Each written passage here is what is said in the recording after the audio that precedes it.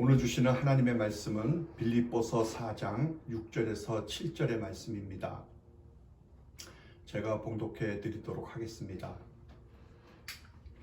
아무것도 염려하지 말고 다만 모든 일에 기도와 간구로 너희 구할 것을 감사함으로 하나님께 아뢰라. 그리하면 모든 지각에 뛰어난 하나님의 평강이 그리스도 예수 안에서 너희 마음과 생각을 지키시리라. 아멘. 저는 오늘 감사할 수 없는데 어떻게 감사합니까? 라는 주님의 말씀으로 함께 은혜를 나누도록 하겠습니다. 오늘은 추수감사절로 지키는 날입니다. 가을에 풍성한 수확을 주신 하나님께 감사하고 한 해 동안 우리를 여기까지 인도해 주신 하나님을 찬양하며 또 보이거나 보이지 않는 우리 삶의 결실들을 정말 그것을 주신 것에 대해서 하나님 앞에 감사하는 날입니다. 하지만 오늘 이 날에 감사가 부담스러운 분들도 계실 겁니다. 올해 초부터 밀어닥친 전염병으로 인해서 하고 있던 사업이 문을 닫아야 했던 분들도 계시고 실직을 하신 분들도 계시고 또 건강을 잃은 가족의 아픔을 지켜보는 이런 고난이 던진 돌에 맞아서 신음하는 사람들에게 감사하라는 말은 오히려 이들을 더욱 힘들게 만들 수도 있습니다. 영적인 폭언이고 말의 폭력이 될 수도 있다는 것이지요. 왜냐고요? 우리는 감사하는 기계가 아니고 인간이기 때문에. 우리는 감사할 수 없어 보이는 상황에서도 그저 감사하며 살도록 이렇게 버튼이 눌려져 있는 기계가 아니고 인간이기 때문에 감사하기 이전에 이 아픔을 치유할 수 있는 시간이 필요합니다. 그 시간까지는 감사하라고 말하는 대신에 그냥 좀 놔두고 좀 기다려주고 좀 더 울게 해줘야 할 수도 있습니다. 갑작스럽게 삶에 불어닥친 다양한 고통으로 인해 가족을 잃은 분들 아파할 자격이 있고요. 생계가 막막해진 아버지, 자식들 걱정에 지금의 상황을 원망할 수 있습니다. 만일 이런 상황에서 인간적으로는 불평이 나오는데 믿음 없다는 말을 들을까봐, 그나마 받은 축복을 빼앗길까봐 감사한다면 그것은 하나님이 우리에게 받기 원하시는 감사가 아닙니다. 결과적으로는 우리 하나님의 마음을 아프시게 하는 일인 것입니다. 우리 하나님은 우리의 인간적인 마음을 잘 아십니다. 우리를 창조하신 분이기 때문에 우리가 고통으로부터 딛고 일어나 온전히 회복되기에는 시간이 걸리는 것을 우리 주님은 아십니다. 그렇기 때문에 아플 때 아야 라고 말하는 것은 믿음이 없는 것이 아니라 인간적으로 가장 진솔한 첫 번째 반응인 것입니다. 그래서 우리 주님은 아파하는 우리 곁에 그분 자신이 함께 머물러 주십니다. 함께 아파하고 함께 분노하고 계십니다. 그럼 우리 하나님께서 데살로니가전서 5장 18절에 범사에 감사하라고 명령을 하십니다. 범사에, 즉 모든 일에, 그것이 좋은 일이건 나쁜 것이건 행복한 날이건 불행한 날이건 내 인생에 비가 오는 날이건 햇볕이 쨍쨍 쬐는 날이건 간에 네가 모든 일에 감사하라. 그러면서 뭐라고 하시냐면 이것이 그리스도 예수 안에서 너희를 향하신 하나님의 뜻이니라. 감사하면서 사는 것이 하나님의 뜻이라는 거예요. 자, 지금 상황이 가하는 그 압박감 때문에 나는 감사할 수 없는 가운데 있는데도 너 그럼에도 감사해 라고 명령을 하신다면 거기에는 우리가 미처 깨닫지 못한 어떤 축복의 비밀이 있기 때문이 아니겠습니까? 최근에 과학적인 연구에 의하면 사람이 진정성을 갖고 감사하는 마음을 가질 때는 스트레스를 완화시켜주고 행복감을 가져다 준다고 합니다. 그래서 우리가 감사하는 삶을 살게 되면 자신이 지금 겪고 있는 그 고난의 한복판을 전혀 새로운 각도에서 볼 수 있게 해주는 힘을 가져다 준다는 거예요. 그래서 고통과 상실로 인한 그 무기력한 생활에서 적극적이고 열정적인 태도를 갖게 해주는 힘이 바로 여기에서 나온다고 그럽니다. 그러니까 우리가 거짓 감사가 아니고, 감사하라고 다른 사람이 명령하니까 감사하는 것도 아니고, 감사 안 하면 하나님이 책망하실까봐, 감사 안 하면 사람들이 나보고 믿음 없다고 할까봐가 아니라 진정으로 내 마음에서 감사하다 하며 이렇게 삶을 대하게 될 때 거기에는 고난을 뛰어넘는 능력을 창조주께서 숨겨 놓으셨다는 것을 말하는 것입니다. 무슨 말씀입니까? 범사에 감사하라. 이것에 순종하는 것은 율법에 짐을 지는 것이 아니라 결국 이 땅에서 천국을 사는 열쇠가 되는 것입니다. 그럼 질문이 나오죠. 이렇게 고통과 압박이 끊이지 않는 이 세상 가운데 살면서 우리는 어떻게 해야 거짓 감사가 아니고 진정으로 마음에서 우러나오는 감사와 찬양이 차오르는 그런 삶을 살 수가 있을까요? 오늘 주신 말씀이 바로 그 비밀인 것입니다. 아무것도 염려하지 말고 다만 모든 일에 기도와 간구로 너희 구할 것을 감사함으로 하나님께 아뢰라. 그리하면 모든 지각에 뛰어난 하나님의 평강이 그리스도 예수 안에서 너희 마음과 생각을 지키시리라. 아멘. 여러분, 믿음이 무엇이죠? 믿음이란 염려하지 않는 겁니다. 믿음은 두려워하지 않는 것이 믿음입니다. 그걸 믿음이라고 그러는 거예요. 근데 사실 우리를 감사하지 못하게 만든 일들이 많죠. 우리들에게 찾아오는 두려움들. 지금 여러분의 삶에는 어떤 두려움들이 있습니까? 근데 두려움의 정체를 가만히 한번 살펴보세요. 두려움의 정체가 무엇일까요? 우리들이 알지 못하고 예측하지 못하는 미지에 대한 두려움이죠. 요한복음 14장 1절에서 예수님은 너희는 마음에 근심하지 말라. 하나님을 믿으니 또 나를 믿으라 라고 말씀하십니다. 또 14장 27절에서는 평안을 너희에게 끼치노니 곧 나의 평안을 너희에게 주노라. 내가 너희에게 주는 것은 세상이 주는 것과 같지 아니하리라. 너희는 마음에 근심하지도 말고 두려워하지도 말라. 여러분, 이게 믿음이지요. 이게 믿음이에요. 예수님을 믿는다고 한다면 걱정 안 하는 것이죠. 두려워하지 말아야 그게 믿음인 것이죠. 여러분도 지금 걱정거리가 많이 있는 줄도 압니다. 경제적인 어려움도 있고, 건강의 어려움도 있고, 가정의 어려움도 있고, 자녀의 어려움도 있고, 직장과 사업의 어려움, 이런 여러 가지 어려움들이 여러분들에게 있겠지요. 근데 여러분, 우리가 잘 아는 시편 23편의 5절 말씀을 보면 주께서 내 원수의 목전에서 내게 상을 베푸시고 기름으로 내 머리에 바르셨으니 내 잔이 넘치나이다 라고 다윗이 고백을 합니다. 여러분, 이 말씀은 인생의 위기 가운데서 인생을 역전시키는 하나님의 모습을 잘 나타내어주고 있는 것입니다. 사실 우리들의 인생에서 원수를 안 만나는 것이 축복이지 않습니까?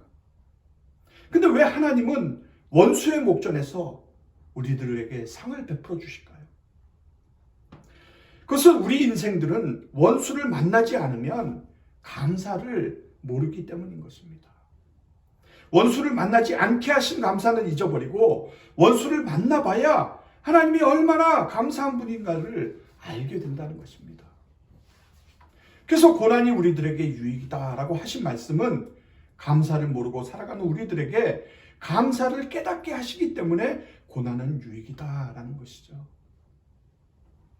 여러분, 고난 자체가 우리들에게 좋은 것이 아니라 고난을 통하여 우리들에게 깨닫게 하시는 것이 있습니다. 그것은 하나님께서 우리의 인생을 인도하신다는 것입니다. 그래서 우리가 원수의 목전에서 상을 베푸시는 하나님께 감사할 수 있는 것은 우리가 승리했기 때문이 아니라 원수의 목전에서도 지금도 우리를 인도하시는 그 하나님을 고백하기 때문에 우리가 오늘 이 자리에서 감사와 고백을 드릴 수가 있는 것입니다. 여러분, 한번 곰곰이 자신의 인생을 돌아보시기를 바랍니다. 하나님이 저와 여러분의 인생 가운데 결과적으로 잘못되게 주신 것이 있나요? 무슨 말씀이죠? 지금 여러분이 당하시는 고난과 고통이 원수가 한 짓이건 죄 때문에 일어난 것이건 혹은 그야말로 사건과 사고이건 간에 그것은 하나님이 허용하신 것인데 그렇게 여러분의 인생에서 일어난 일 중에서 결국 일어나지 말았어야 했는데 일어난 일들이 있었느냐는 것이죠. 저는 감히 여러분께 말씀드릴 수가 있습니다. 저는 생각해 보니까 저에게는 없었습니다. 그때 그 순간은 저의 계획에서 벗어난 것 같았고 잘못되어져 가는 것 같았지만 결국은 다 제게 잘된 일이었습니다. 하나도 버릴 것이 없었어요. 저의 삶이 하나님의 인도하심 아래서 빚어지고 있는 것을 알았을 때 정말 하나님이 허용하신 모든 일들은 결과적으로는 다 좋았습니다. 그때 아팠었기 때문에 철이 들었고요. 실패했었기 때문에 새로운 하나님을 만날 수가 있었습니다. 그때는 정말 무너져 버릴 것 같았지만 하나님의 섭리의 손길 속에서 내 인생이 이해가 되어지니까요. 그때 고난당한 것이 내게 유익이었다는 것이 깨달아지게 되면서 누가 감사하라고 강요하지 않아도 내 영혼 깊숙한 곳에서부터 감사가 터져 나오더라고요. 그래서 저와 여러분도 이 코로나19라는 전염병이 지나고 보면 깨닫게 될 거예요. 이 사건이 있은 후에 우리가 우리 삶을 바라보는 관점이 달라지게 될 것입니다. 여러분은 하나님이 여러분을 얼마나 사랑하시는지를 잘 모르세요. 제가 이렇게 말씀을 전하다 보면 하나님이 정말 자신의 백성들을 사랑하시는 것을 느낍니다. 지난번 요나서의 말씀을 전할 때도 하나님이 자기 백성들을 살피시고 챙기시고 어떻게 해서라도 옳은 길로 이끄시는 그 모습을 보면서 정말 하나님이 자기 백성들을 사랑하시는구나 라는 것이 저의 결론이었습니다. 사랑하기 때문에 아픔도 허용하시고요. 사랑하기 때문에 풍랑도 허락하시고요. 사랑하기 때문에 광야도 지나가게 하십니다. 그래서 우리를 인도하시는 이 모든 우리의 삶을 그분의 은혜의 비단에서 보게 될 때 합력하여 선을 이루시는 우리 하나님의 그 놀라운 사랑을 우리가 깨닫게 되는 것입니다. 사랑하는 여러분, 지금 당장은 감사할 수 없을 겁니다. 그러나 언젠가 하나님이 우리로 하여금 이 2020년의 코로나 팬데믹 사건을 저와 여러분의 인생에 있어서 가장 아름다운 전환기로 기억하도록 우리에게 허락하여 주실 것입니다. 그때는 우리가 정말 하나님 감사합니다. 너무나 감사합니다. 하나님 그 일을 통해서 제가 그동안 14K 정말 도구만 모습 같았는데 진짜 순금이 되었습니다. 라고 이렇게 하나님 감사합니다. 라고 우리의 영혼의 깊숙한 곳에서 감사가 저절로 터져나올 것입니다. 사랑하는 여러분, 사복음서를 보면 오병이어의 기적이 있습니다. 모두가 잘 아시는 내용입니다. 보리떡 5덩어리와 물고기 2마리로 5,000명이 먹고 남은 것을 거두었더니 12광주리가 되었다는 그 기적의 사건입니다.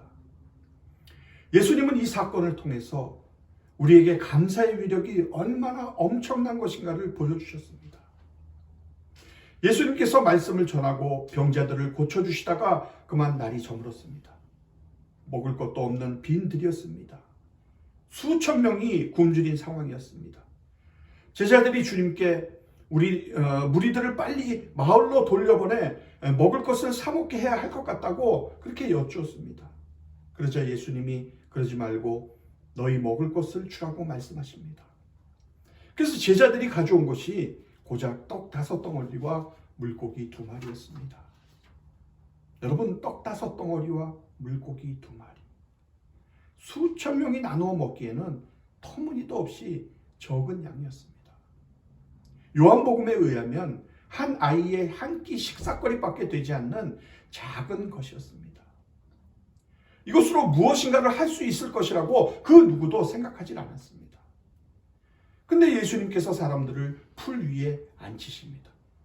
그리고 그것을 들고 하늘을 우러러 축사하시고 떡을 떼어 제자들에게 주시면서 사람들에게 나누어 주게 하십니다. 그리고 그날 배불리 먹은 사람이 여자와 아이를 제외한 남자들의 수만 세었더니 5천 명이나 되었다라고 이렇게 기록을 하고 있습니다. 여러분, 우리는 이 사건을 하나님의 아들로서 일으키신 기적의 사건에 초점을 맞추어 받아들입니다. 그러다 보니까 한 가지 가볍게 지나치게 되는 말씀이 있습니다. 하늘을 우러러 축사하시고, 주님께서는 떡 5덩어리와 물고기 2마리를 가지시고 하나님께 감사의 기도를 드렸다는 말씀입니다. 그러나 가만히 생각을 해보면 떡 5덩어리와 물고기 2마리로 정말 감사가 가능한가라는 것이죠. 말도 안 되는 상황인 것입니다. 사람이 5천 명이고 겨우 떡 5덩어리와 물고기 2마리입니다. 한 아이의 식사 정도에 불과한 양입니다. 그 떡 5덩이와 물고기 2마리를 들고 하늘을 우러러 기도하시는 예수님의 모습을 한번 상상을 해보십시오. 앞에는 5천 명이 기다리고 있습니다. 정말 우스꽝스럽기도 한 모습이 아닙니까? 이게 감사의 기도가 나올 상황이 아니라는 것이죠. 근데 예수님은 하나님 겨우 이것밖에 안 됩니까? 라는 불평의 기도를 하신 것이 아니요. 주님은 그것을 들고 하나님께 감사의 기도를 드렸다는 것입니다. 그러므로 오병이어의 말씀은 우리에게 그것이 어떻게 가능한가를 말하지 않습니다. 하나님의 아들이었기 때문에 그것이 가능했다, 이것을 말하고자 하는 것이 아닙니다. 오직 감사가 얼마나 큰 위력을 발휘하는지를 우리들에게 보여주는 말씀인 것입니다. 사랑하는 여러분, 믿음의 차이는 큰 것이 아닙니다. 믿고 감사하는 사람과 그렇지 못한 사람의 차이일 뿐입니다.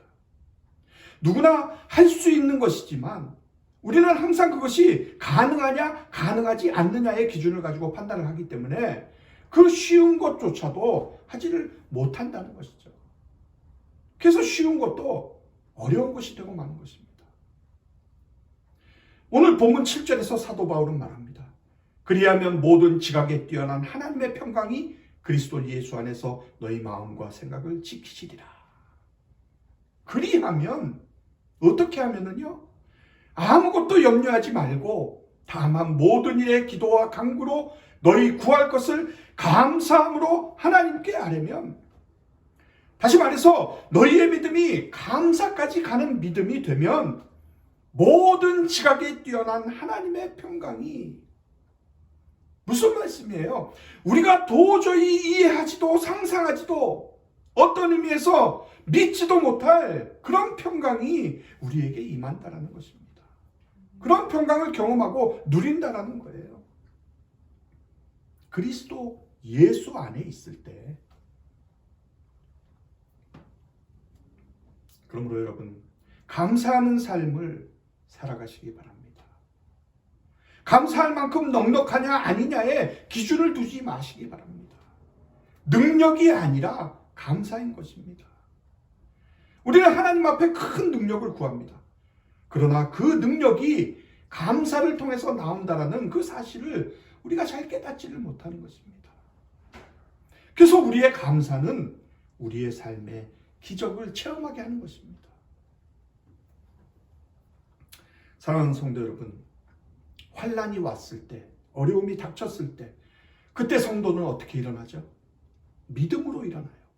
믿음으로. 근데 그 믿음이 무엇이 하는 것입니다? 감사입니다. 감사.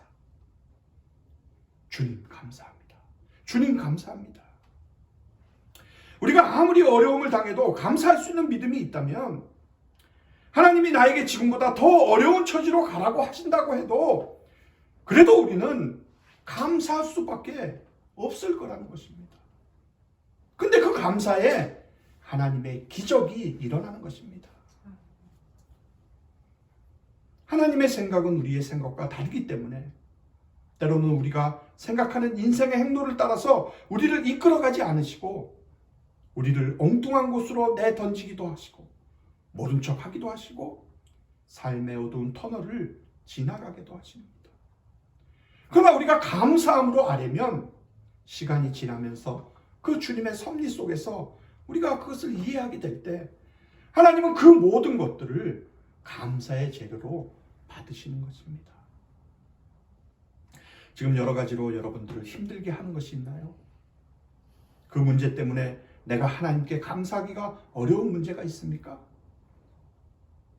바로 거기에서 감사의 기적이 일어나기를 주님의 이름으로 축복합니다. 여러분이 예수님을 바라보는 눈이 뜨이면 그러면 그 제목 속에서 감사가 나오는 것입니다. 그리고는 삶이 뒤집혀요. 여러분의 삶이 뒤집히는 것입니다. 하나님이 그래서 추수감사절을 우리에게 주시는 것입니다.